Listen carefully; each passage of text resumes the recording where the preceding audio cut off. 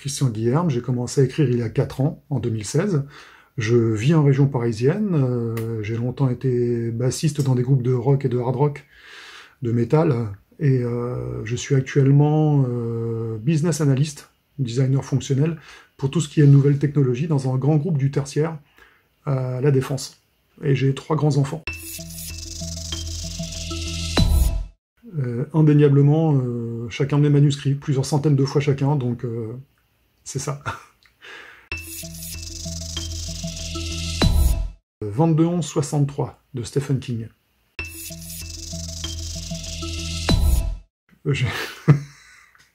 Non, j'ai pas de honte à ce niveau-là. J'ai tiré un enseignement de chaque lecture, donc non, j'ai pas de honte. Je n'en ai pas.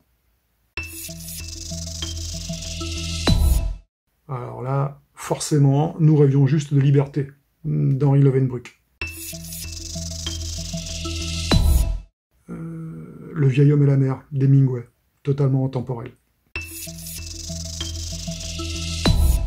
Stephen King, sans hésitation.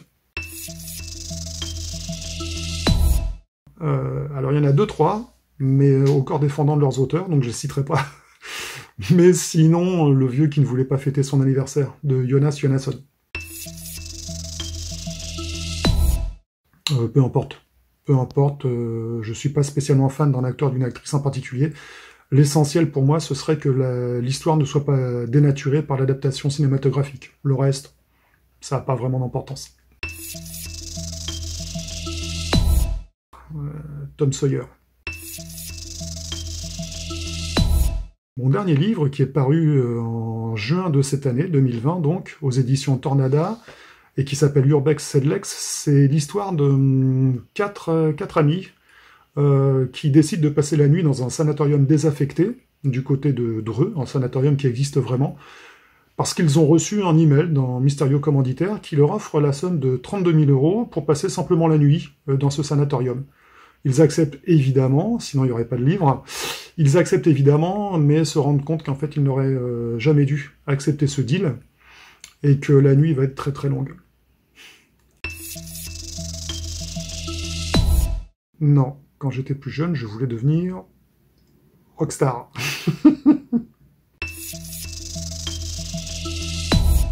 Bah, dans la vie de tous les jours, en fait, il n'y a pas loin à chercher, il n'y a pas à se creuser le crâne pendant 107 ans. Il suffit de regarder autour de soi, d'extrapoler un peu, et on arrive à des choses ordinaires qui peuvent vite devenir extraordinaires, en ajoutant 2-3 ingrédients.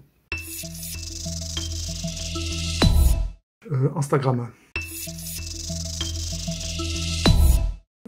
Pour écrire, PC.